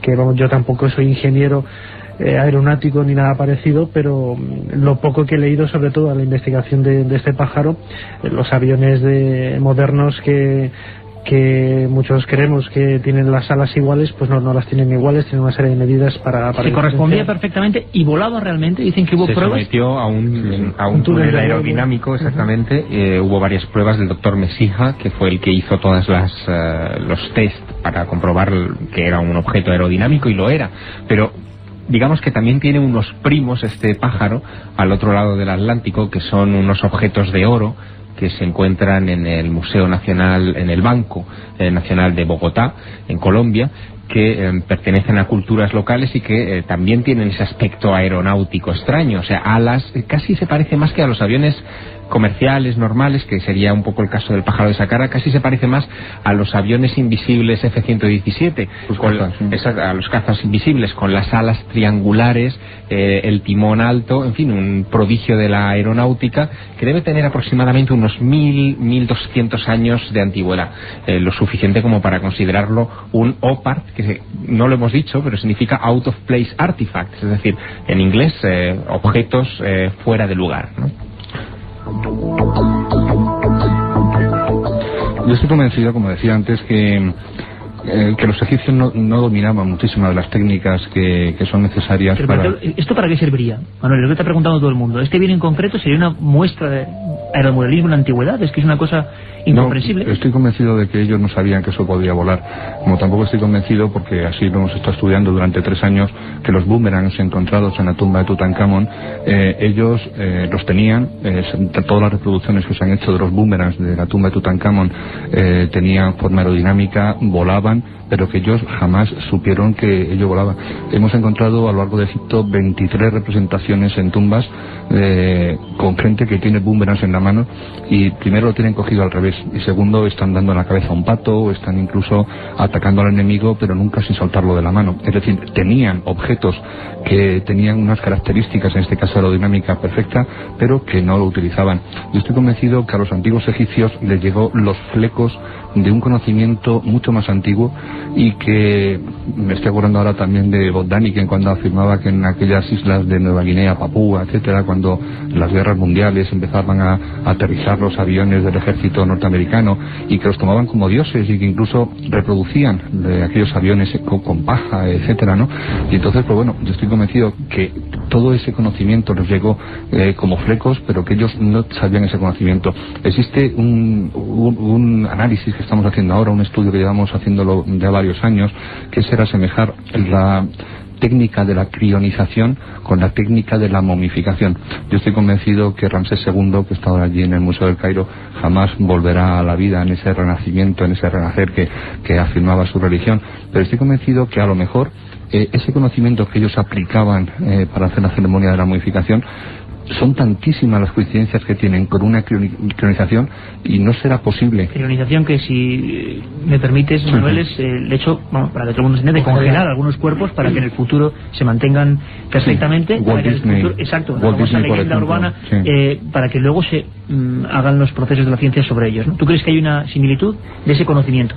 Yo estoy convencido de que en Egipto hubo manos artesanas propias de la técnica y de las herramientas que encontramos en el Museo del Cairo, propias de los egipcios, pero también hay otras que es imposible, que no solamente fueron hechos por los egipcios, sino que es imposible hacerlos con la tecnología actual de nosotros. Cuando observamos, ahora por ejemplo acabamos de encontrar en el templo de Karnak, allí en Luxor, una perforación realizada con una radial. en roca de una enorme dureza, como es el granito rojo, y es indudable que está hecho con una radial porque está manejada a mano y se va por un lado y ataca por otro. Antes hemos estado hablando de la posibilidad de la electricidad, pero no solamente la electricidad ya, sino la electricidad aplicada a las grandes perforaciones, a los cortes con sierra milimétricos. Es decir, en Egipto existe toda la cola, todo ese saber escondido a lo mejor, que nos ha llegado en un tanto por ciento muy reducido, pero que nos indica que antiguamente hubo una gran civilización. Una cosa que antes no hemos comentado de los mapas de Piri Reis, hablando un poquito del avión de Saqqara, que ha desaparecido del Museo del Cairo. El mapa de Piri Reis, y si no, corrígeme Javier, creo que no tiene la proyección que tienen los mapas actuales, sino que está hecho a una altura determinada. Es como si un ojo desde una cápsula a muchos kilómetros de altura hubiera hecho una fotografía de lo que es nuestro planeta, y esa misma proyección realizada de esa altura es la que aparece en el mapa de Piri Reis. Es decir, no es una proyección realizada por alguien que va recorriendo las costas y escribiéndolo, ¿no? ¿Y dónde miraba el ojo? En el Cairo, justamente, era, exactamente, ¿no? Justamente en el Cairo. El eje de proyección, todos los mapas tienen un punto de proyección para poner en plano lo que es una esfera, que es el... Si juntamos los mapas de Piri Reis que se han hecho en la vertical del Cairo con esos avioncitos, posiblemente de juguete, que encontramos en el Museo del Cairo, podremos ya ver otra civilización o otros seres, o vete a saber quién, anteriores que utilizaron la aerodinámica. Un amigo a través del 7640, ya sabéis, milenio es la palabra clave, espacio, y vuestro texto nos preguntaba si es cierto que dentro de los jeroglíficos, en Egipto, en algunos jeroglíficos se han encontrado submarinos. Hay mucha leyenda urbana ahí, ¿no? Yo creo que se refieren a ese templo que al templo de Abidos. Yo creo que eso tiene una explicación. Sí, pero la fotografía primera sí que es sorprendente, ¿no? No, es alucinante. La fotografía es alucinante. Un submarino, sino un helicóptero Apache y una pistola. Sí. Es decir, si uno va al templo de Abidos, que no es uno de los templos, digamos, que estén en las visitas turísticas, hay algunas que sí que las tienen, pero otras no. Nada más entrar en la parte superior, en los bloques de la parte superior, aparece en medio de las inscripciones unas inscripciones que se pueden interpretar como un tanque, como un submarino, como un helicóptero Apache, como una pistola. En 60 centímetros cuadrados. Exacto, en una misma piedra. Pero se ha estudiado ya este asunto y se ha visto que en realidad eso es el fruto del azar, si es que el azar existe, al sobreimponer Ramsés II una serie de inscripciones suyas sobre otras previas de su padre Seti I. Y al hacer esa sobreimposición aparecen estos caprichos a los ojos de cualquier visitante moderno. Yo creo que estéis muy atentos, porque no os imaginéis la gente que nos preguntaba por el cronovisor. Es decir, otro objeto que parece fuera del tiempo porque producía supuestos viajes en el tiempo. Ahí es nada, y tiene que ver con la Iglesia. La gente, imagino que ahora mismo escandalizada. ¿Cómo es esto? ¿Cómo es posible? Se lo preguntamos a Joan Solés desde Italia. Vamos allá. Recuperar los sonidos, las imágenes del pasado ha sido siempre una pasión jamás conseguida por los científicos. Lo intentaron, entre otros, Edison o Marconi. Este último deseaba captar las voces de la vida de Jesucristo cuando captó las primeras transmisiones telegráficas transoceánicas. Alle 12:30. Mentre ero in ascolto. A las 12:30, cuando era a la escucha del receptor, contó Marconi en 1912, llegó a mis oídos la débil señal, pero de tal claridad que no dejaba duda alguna, de la sucesión rítmica de los 3 puntos de la letra F del alfabeto Morse. La lettera F del alfabeto Morse. Era nata in quel momento la radiotelegrafía. Nació en aquel momento la radiotelegrafía a gran distancia.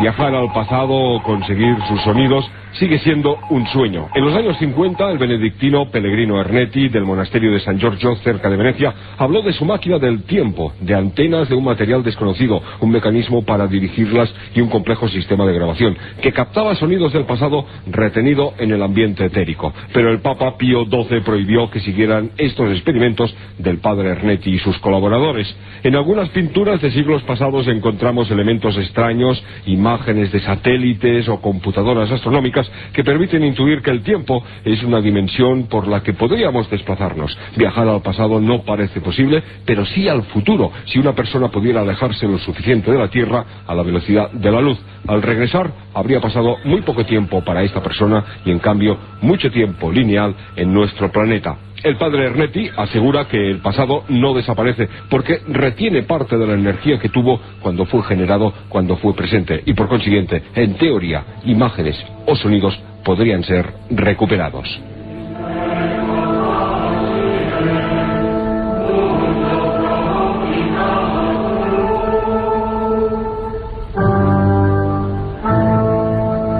Un viaje en busca del misterio. Milenio 3, en la SER. Misterios de la Iglesia, nunca mejor dicho. Proyectos extraños, viajes en el tiempo. Haremos un programa solo sobre esta gente que ha intentado, en la ficción o en la realidad. Nos sorprenderemos viendo cómo un español fue el primero que escribió un libro sobre esto, sobre máquinas del tiempo. Javier, el padre Ernetti y su cronovisor. Una breve pincelada. ¿Qué es esto? Bueno, él hizo las primeras declaraciones sobre la existencia de un proyecto ultrasecreto encargado por Pío XII en 1972, muchos años después de la muerte del Papa, en el Corriere della Sera. A raíz de la publicación de esta información, él recibió una amonestación directa de Roma diciendo que este proyecto debía ser alto secreto todavía, y vivió durante toda su vida con el peso de esa orden papal, porque yo llegué a entrevistarme con él en 1993, unos meses antes de su muerte, en la isla de San Giorgio Maggiore, en Venecia. Tuve que utilizar un artificio para entrevistarme con él, porque él no quería hablar del cronovisor, y le entrevisté como exorcista. Fue un famoso exorcista hasta el final de sus días. Iba gente de toda Italia a ser exorcizada por él, y al final de la entrevista, después de llevar una hora y pico charlando y ya tener un cierto grado de confianza, le pregunté por el cronovisor. Y la cara de aquel hombre cambió, se volvió a agobiar, se volvió a impresionar con probablemente aquella orden que recibió en 1972 y no quiso hablar de este asunto. De lo que sí vamos a hablar, aunque sea brevemente, en este viaje, sabemos que cada tema, y lo vamos a hacer, cada tema, cada ficha, merece un programa. Pero hoy queríamos, gracias a vuestras peticiones, mostraros un poco lo que hay por el mundo. Esos mundos que a veces son tan complejos, tan llenos de enigmas. Es el caso de las calaveras de cuarzo. Nos habéis preguntado por activa y por pasiva sobre las calaveras de cuarzo. Todos tenemos en la memoria imágenes de una especie de cráneos de cristal o de diferentes materiales que están perfectamente pulidos, algunos enteros, otros con la mandíbula móvil. ¿Qué sabemos de las calaveras de cuarzo, Carmen? En 1927 el explorador Mike Mitchell Hedges descubrió sobre un altar de la ciudad maya de Lubatum, en Belice, Honduras, una extraña calavera de cristal de roca perfectamente pulida. El cráneo del destino fue esculpido en una sola pieza, pesa 5 kilos 19 gramos y mide 12,7 centímetros de alto, 11,7 de ancho y 19 de profundidad. Sus dientes y mandíbula articulada la convierten en una réplica exacta de un cráneo humano. La perfección de sus ángulos sugiere que los artesanos poseían una avanzadísima tecnología, ya que el cuarzo es un material muy difícil de trabajar y su estructura hace necesario el uso de láser. Hay una verdadera historia detrás de esto. Parece que Mitchell Hedges no descubrió el cráneo en 1927 en Lubantum, como afirma la historia convencional, sino que compró el cráneo en una subasta en Sotheby's, en Londres, en plena Guerra Mundial, en 1943. Existen documentos que prueban que el British Museum pujó por ese objeto hasta pagar 340 libras esterlinas de la época. Mitchell Hedges pujó hasta los 400 libras y se lo quedó. Sigue siendo un misterio porque parece que el cráneo, a diferencia de los otros 13 cráneos de cristal que están censados hasta la fecha, hay 13. No es un cráneo azteca, probablemente es un cráneo anterior, y tiene una serie de características que lo convierten en un objeto alucinante. Por ejemplo, está hecho en cristal de cuarzo, pero está tallado el cráneo en contra de la veta de la piedra, lo que hace que, y esto cualquier escultor lo sabe, se lleve a ese material casi hasta el punto de la ruptura, sin que en este caso se consiguiera la ruptura y se obtuviera un objeto perfecto. Creo que no os podéis quejar. Aviones de Saqqara, máquinas de Antiquitera, la pila de Bagdad y ahora los cráneos de cuarzo, 1000 cosas, y eso era una pequeña porción de los OPARS. Ahora sí, vamos a someternos en sus últimos 5 minutos, si os parece, compañeros, al veredicto de la audiencia, a nuevas preguntas de nuestros amigos de Milenio 3.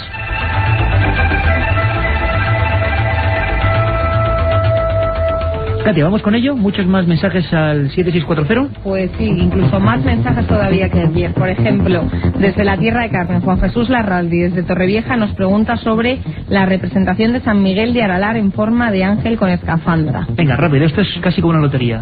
Atienza, ¿no? El célebre bueno, Atienza. es una representación en la que el santo aparecía con la cabeza dentro de una urnita de cristal pequeña que parecía un casco, un astronauta, ¿no? De hecho, se hablaba mucho del astronauta de Aralar. Yo no sé en qué circunstancia estará ahora, pero me habían dicho que habían quitado ya esa especie de escafandra al santo y que por lo tanto había perdido su gracia, ¿no? Bueno, Ruth nos dice que nuestros antepasados eran más inteligentes y tenían más adelantos que nosotros. Ahora somos tontos y avaros. También son opiniones. A ver si hacemos un especial de Vimanas, las aeronaves de los dioses indios, auténticas descripciones de objetos y propulsiones. Interesantísimo, ¿no, Manuel? Los Vimanas, como en Egipto, antiguas representaciones de naves voladoras. Sí, además que está en toda la cultura, no solamente allí en la India, ¿no? Yo creo que es un programa... Merece un programa porque en este caso hay hasta casi libro de instrucciones, es decir, los textos como el Mahabharata o el Ramayana los describen con mucha precisión, otros textos menores dan incluso detalles sobre el funcionamiento técnico de estas aeronaves. Dicen que volaban con un combustible que mezclaba mercurio y una sustancia todavía no identificada que los textos antiguos llamaban rasa. ¿Y eso? ¿Es rasa? Las naves hace miles de años. Otro oyente nos pregunta sobre el manuscrito Voynich escrito en lenguaje extraterrestre.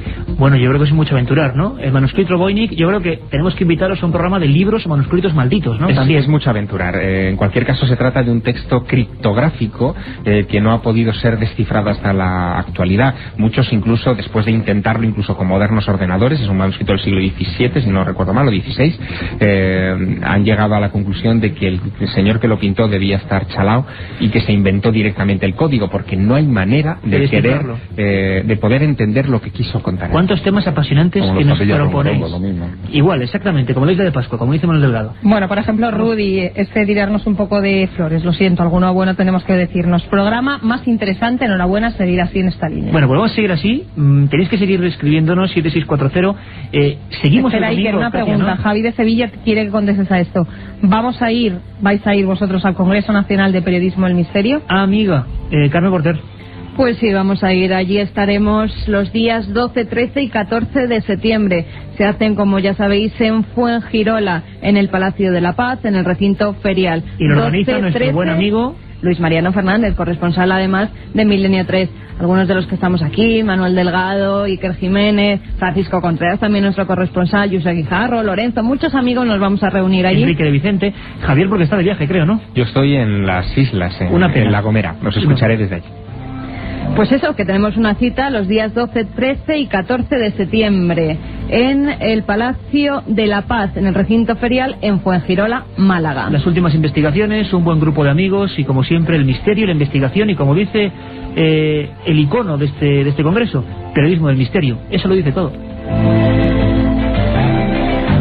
Katia, que sigan escribiendo porque hay unas normas. Vamos a hacer el premio de investigación, lo repito, nos escribieron un montón de amigos. Nos hemos quedado nos han preguntado varios mensajes el premio del sobre misterio. Este periodismo de verdad, si vamos a hacer ese premio sobre el periodismo de investigación, que hay varios que tienen ya diferentes... La mejor investigación del año de gente que en sus regiones, en sus comunidades, sus casos, nos envíen el material y esos 5 libros, ¿no? Más allá y la revista Arqueología pueden publicar. Eso por supuesto, las mejores que hay. Katia, 7640, mensajes al 7640, tienen que enviarlos, ponen Milenio, palabra clave, espacio y el texto. Si no, también nos pueden escribir mails a milenio3 con número 3@cadenaser.com o bien por vía postal, Gran Vía 32, octava planta, 28013 de Madrid. Y sorteamos la semana que viene daremos los ganadores el viernes en el programa de 1:30 a 3 de la madrugada, 5 libros de la Sábana Santa, editado por EDAF, EDAF, de Carmen Porter, dentro de la colección Archivo del Misterio. Y ya habéis visto que el mundo está lleno de misterios y que solo hemos dado una pincelada. Nacho, venga, una frase lapidaria, muy rápido. ¿Qué dirías? Que sigue habiendo misterio en la antigüedad, ¿no? Y todavía nos queda mucho por aprender, sobre todo. Son guiños de la Edad de Oro. Yo estoy convencido que a lo mejor es posible que si alguien quiere ver un OPARS en serio, a lo mejor solamente necesita mirarse al espejo. Bueno, compañeros, ahí está las, digámoslo así, sentencias de nuestros amigos. Hemos vivido 2 horas de exploración y ahora os queda mucho, os queda la información. Y la información, por supuesto, con nuestro amigo Javier Manzano. Nosotros volvemos de 3 a 4 esta noche y el viernes de 1:30 a 3. Gracias, estaremos aquí, Milenio 3.